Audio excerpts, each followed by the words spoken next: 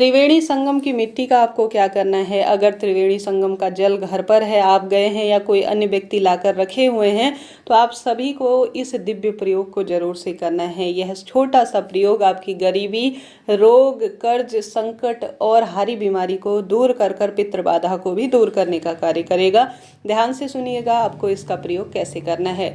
देखिए, त्रिवेणी संगम तो वहीं पर है और साथ ही वहाँ की मिट्टी भी हमेशा ही उपलब्ध होती है, परंतु इसकी महत्वता इसलिए बहुत अधिक है क्योंकि यहाँ पर यह जो रज है वह साधु संत और कल्पवासी जो कि बहुत अधिक तपस्या के स्वरूप में कार्य करते हैं, और ऐसे ऐसे साधुजन हमें यहाँ पर प्राप्त होते हैं, यहाँ पर दर्शन होते हैं। उनकी पैरों की जो रज होती है, उनका जो दिव्य प्रताप होता है, वह इस स्थान को पवित्र बनाता है। देखिए, वही त्रिवेणी संगम है, वही मिट्टी है, परंतु इसकी महत्वता इसलिए अधिक है क्योंकि यहाँ पर लाखों ऐसे श्रद्धालु, लाखों ऐसे साधु संत मुनिजन आते हैं जो कि कई वर्षों बाद कई गुप्त स्थानों पर होते हैं और हमें इनके दर्शन भी दुर्लभ होते हैं। तो इस दुर्लभ संयोग को हमेशा आपने सुना होगा कि मिट्टी यहाँ से लेकर आइए, त्रिवेणी संगम का जल यहाँ से लेकर आइए, परंतु इसका सही प्रयोग और यह दिव्य वस्तु अपने आप में अमृत होती है। यहाँ पर उन नागा साधुओं ने, उन पवित्र व्यक्तियों ने स्नान किया होता है जो कि अपने आप में अद्भुत हैं। इनके दिव्य दर्शन, इनके चरणों की रज, गंगा जमुना सरस्वती त्रिवेणी संगम की जो मिट्टी है वह अपने आप में एक दिव्य वस्तु होती है, एक पावन पवित्र वस्तु होती है। जल की महत्वता तो जितना कहा जाए उतना कम है। गंगा जल जो कि अपने आप में पावन है, साथ ही उसमें जमुना मैया, सरस्वती मैया, यह त्रिवेणी संगम अपने आप में पावन है, इसलिए इस महत्वता अपने आप में सबसे अधिक कही गई है। तो सबसे अधिक जो महत्वता है वह त्रिवेणी संगम के जल की और वहाँ के रज अर्थात वहाँ की मिट्टी की है, क्योंकि वहाँ पर सभी श्रेष्ठ आत्मा जो कि हम कई वर्षों बाद, आपने देखा होगा, बड़े बड़े लोग जा रहे हैं और उनकी महत्वता वह जानते हैं। इस कारण से देखिए, वस्तु तो वही है परंतु वह पावन पवित्र किस लिए है, यह ध्यान रखने योग्य बात है। ऐसे में आप सभी को बहुत विधि विधान से त्रिवेणी संगम का जल घर लाना है। सबसे पहले उसका पूजन कैसे किया जाता है, इसकी बहुत सरल सी विधि होती है। जो भी आपके घर पर त्रिवेणी संगम का जल लाए हैं या आप स्वयं लेकर आए हैं, वहां से तो प्लास्टिक की बोतल में ले आए, कोई दिक्कत नहीं।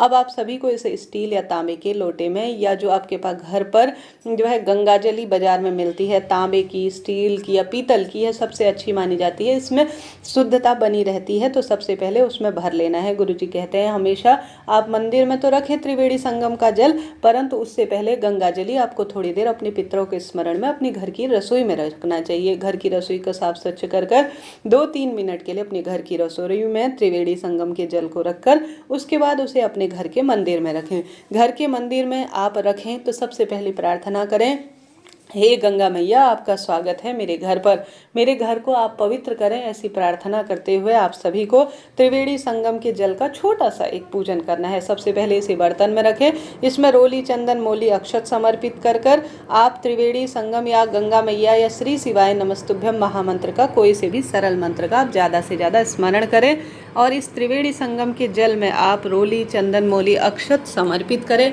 पुष्प समर्पित करें। त्रिवेणी संगम का जो जल का लोटा है उसमें आप हल्दी और कुमकुम से स्वास्तिक जरूर बना लीजिएगा। ऐसा करने से सभी तरह की परेशानियां मिटती हैं और शारीरिक, आर्थिक, मानसिक बंधन भी कट जाते हैं। तो यह कार्य करने के साथ साथ आप सभी को त्रिवेणी संगम का जल कभी भी बासी नहीं होता। आप जानते होंगे गंगा जमुना का जो जल है उसकी यही सबसे श्रेष्ठ जो है कार्य है कि वह कभी बासी, कभी पुराना, कभी सूतक पातक की स्थिति में अपवित्र नहीं रहता। आपके घर पर सूतक पातक की स्थिति होती है तो हर एक चीज़ जो है कहीं ना कहीं ऐसी मान्यता है कि उसे ग्रहण के समय में भी आपने देखा होगा, अशुद्ध स्थानों पर जाके आए हैं तो भी आप सभी जानते होंगे, इससे जो है कहीं ना कहीं किसी न किसी स्वरूप में माना जाता है कि यह जो है पाप के समान हो गया है, या यह सोच लीजिए कि इस पर सूतक हो गया। परंतु गंगा जल जो घर पर रखा रहता है वह कभी अपवित्र नहीं होता है। गंगा जल जो है मृत्यु के भी कार्य में काम में आता है और साथ ही जन्म के भी काम में आता है। अर्थात जब सूतक पातक की स्थिति हो तब घर में शुद्धि के लिए कार्य में आता है, और साथ ही किसी की मृत्यु हुई हो तो उस समय उसके मुख में गंगा जल जरूर से डाला जाता है ताकि शिवलोक उसे प्राप्त हो, शिवलोक के साथ साथ स्वर्ग की प्राप्ति हो, धर्म अर्थ काम मोक्ष की प्राप्ति हो और जीवन मृत्यु के चक्र से वह छूट जाए। तो इतनी महत्वता है। महादेव के जो जटा है उसमें गंगा जल वास करता है। तो सबसे पहले आप सभी को जो गंगा जल का दिव्य प्रयोग करना है वह आपको शिवरात्रि या किसी भी श्रेष्ठ तिथि जैसे पूर्णिमा, आपका जो है एकादशी का व्रत रहता है या कोई भी व्रत रहता है, तो आपने पढ़ा होगा शास्त्रों में कि जो है पवित्र नदी में स्नान करना चाहिए, परंतु पवित्र नदी में स्नान नहीं कर पाते हैं तो पवित्र जल का हमें प्रयोग करना चाहिए। तो नहाने के पानी में आप सभी को त्रिवेणी संगम का जल विशेष तिथियों में अपने नहाने के पानी में डालना चाहिए। 1 बूंद डाल लेंगे आप नहाने के पानी में बाल्टी में, तो आप सभी को जो है पूरे साल भर के या तीर्थ नदी के स्नान का फल मिल जाएगा। इसके बाद आपको घर की रसोई में इसका जैसे मैंने आपको बताया पूजन करना है। रोली चंदन मोली अक्षत समर्पित कर कर इसमें आप जो है अष्टगंध वगैरह समर्पित करें। बाहर जो बर्तन है उसके बाहर लगाना है, अंदर नहीं लगाना है, नहीं तो खराब हो जाने का भय रहता है क्योंकि मिलावट का दौर है। थोड़ा सा भोग स्वरूप प्रसाद इत्यादि लगाकर अपने घर के मंदिर में इसे रखना है। अब मैंने आपको बताया स्नान के काम में लेना है। और शिवरात्रि या किसी भी श्रेष्ठ तिथि पर शिवलिंग पर अगर आप गंगा जल चढ़ाते हैं तो आप जो है अपने आप में 12 ज्योतिर्लिंग के पूजन का अर्थात शिवलिंग पर जो गंगा जल चढ़ा देता है वह पितृदोष से मुक्त होता है और पितरों को सुख प्रदान करने के कार्य में होता है। तो आप शिवलिंग पर जो है यह जल जो है चढ़ाएं, उसके बाद आपको थोड़ा सा इसका आचमन जरूर करना है। साथ के साथ त्रिवेणी संगम का जल जैसे आपके घर पर सूतक पातक की स्थिति हो तो आपको छिड़काव करना है। और बात आती है मिट्टी की, जो त्रिवेणी संगम की मिट्टी है वह अपने आप में रज एक ऐसी रज है जो अपने आप में पवित्र है, क्योंकि यह जो रज है, यह मिट्टी है, यह साधु संतों के स्पर्श से अभिमंत्रित है। त्रिवेणी संगम के किनारे की मिट्टी अपने आप में जितनी पवित्र है उतना शब्दों में इसे कह पाना कठिन है। सरस्वती मैया, यमुना मैया और गंगा मैया के त्रिवेणी संगम का जो मिट्टी है उसको आपको अपने घर के मंदिर में रखना चाहिए। किसी पवित्र गमले में डालते हैं, जैसे तुलसी में भी डाल सकते हैं या अन्य वृक्षों की जड़ में भी इसको डालते हैं, तो इसका बहुत सुखद कहा जाता है परिणाम। अगर आपके घर पर कोई व्यक्ति त्रिवेणी संगम नहीं जा पाया है तो इस रज पर थोड़ा सा उसकी मिट्टी भी, त्रिवेणी संगम की मिट्टी भी आपको लगानी चाहिए। इससे भी बहुत सुखद फलों की अनुभूति होती है। साथ के साथ आप सभी को अगर आप त्रिवेणी संगम या पवित्र धाम जाकर आए हैं, गंगा नदी पर स्नान कर आए हैं, तो घर आकर आपको कन्या पूजन, यज्ञ हवन या ब्राह्मण को भोज कराना चाहिए। ब्राह्मण भोज नहीं करा सकते हैं तो आप सभी को त्रिवेणी संगम करने के बाद अर्थात प्रयागराज जाने के बाद ब्राह्मण देवता के लिए एक समय का भोजन निकालना चाहिए। देखिए, स्नान, ध्यान, दीपदान और दान की महत्वता हमारे वेद शास्त्रों में कही गई है। स्नान तो आप करेंगे ही, वहाँ पर दीपदान भी आप करेंगे, फिर घर आकर या वहाँ बैठकर आप कन्या पूजन, यज्ञ हवन या जो है बहन बेटियों को बुलाकर, प्राचीन समय से बहुत कार्य किए जाते थे दान पुण्य के, परंतु ऐसा आजकल संभव नहीं है। अगर क्षमता है तो करें, नहीं तो ब्राह्मण देवता जो कि अपने आप में अद्भुत कहे गए हैं इस कलयुग में, वह जो है प्रभु का पूजन करते हैं, तो उनके निमित्त आप सभी एक समय का भोजन या ब्राह्मण देवता को घर पर बुलाकर भोजन जरूर से कराएं।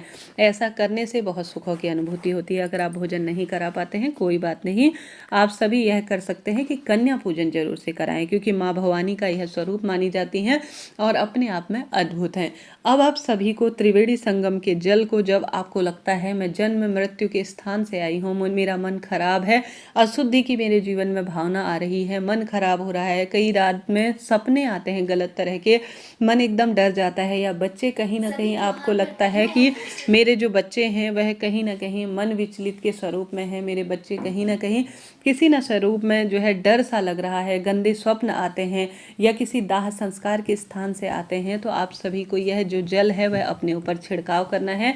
3 स्थानों का जल है। गंगा जल तो अपने आप में पावन है ही, सरस्वती और यमुना के पावन से यह और अधिक श्रेष्ठ हो गया है।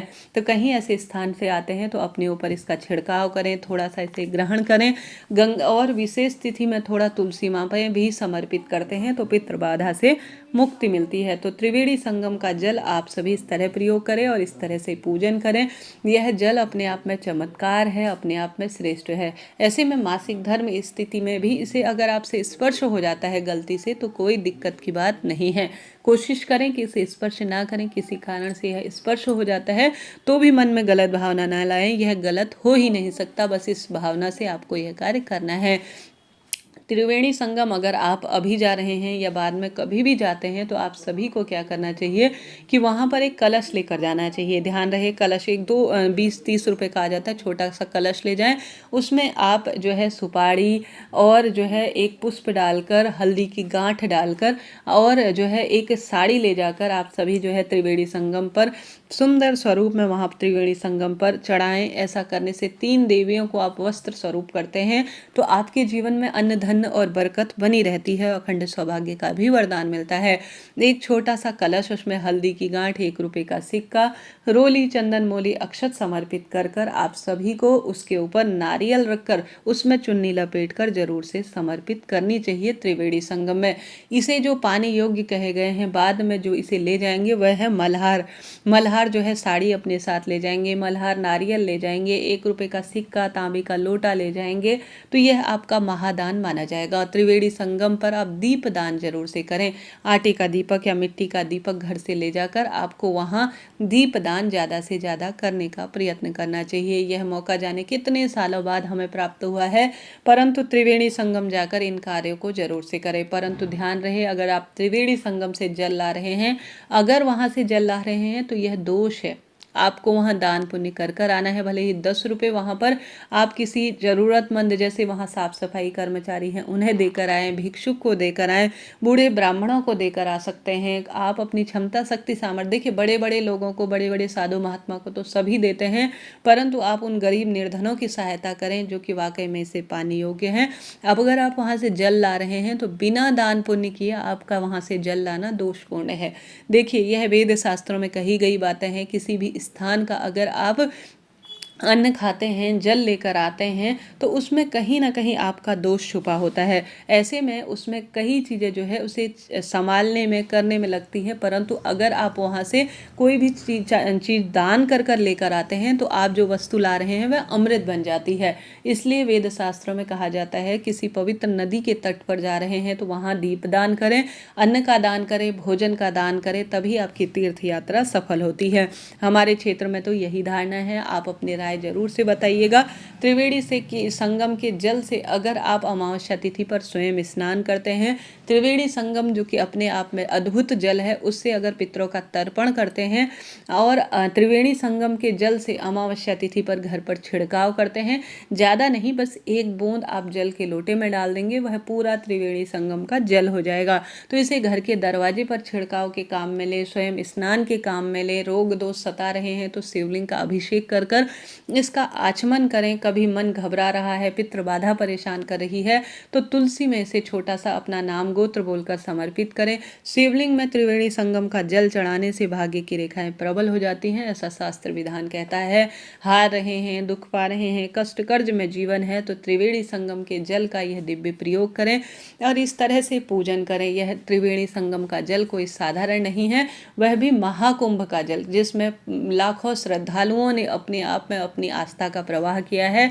लाखों नागा साधु और ऐसे ऐसे दिव्य पुरुषों ने स्नान किया है जिनकी महत्वता अपने आप में अद्भुत है। तो आप सभी जब त्रिवेणी संगम का स्नान का जल घर लाएं तो ध्यान रहे किसी भी स्वरूप में उसे आप सभी को सुंदर स्वरूप में बांटना भी है। जितना संभव हो, जो व्यक्ति नहीं जा पाए हैं उनको थोड़ा थोड़ा यह देते हैं। तो दान अगर आप कोई चीज़ करते हैं तो उसकी महत्वता और अधिक बढ़ जाती है। वहाँ से आपसे कोई मिलने आता है, त्रिवेणी संगम से आप घर आए हैं, तो उसके बाद आप उन्हें सिंदूर जरूर दें, आप सुहाग की सामग्री जरूर दें। ऐसा करने से बहुत सुखद फलों की अनुभूति होती है। इस तरह से आपको त्रिवेणी संगम के जल का यह दिव्य प्रयोग करना है। खूब दान पुण्य करें।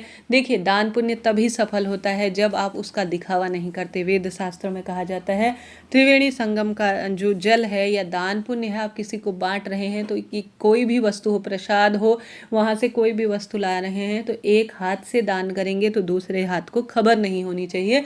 इस तरह आपको दान करना है, तभी महादेव प्रसन्न होते हैं, बरकत देते हैं, गंगा मैया प्रसन्न होती हैं। तो खूब दान पुण्य करें और त्रिवेणी संगम के जल का यह प्रयोग करें। आशा है, उम्मीद है वीडियो आपके लिए उपयोगी रहा होगा। तो कमेंट्स में हर हर गंगे, नमामि गंगे लिखना ना भूलें। राधे राधे।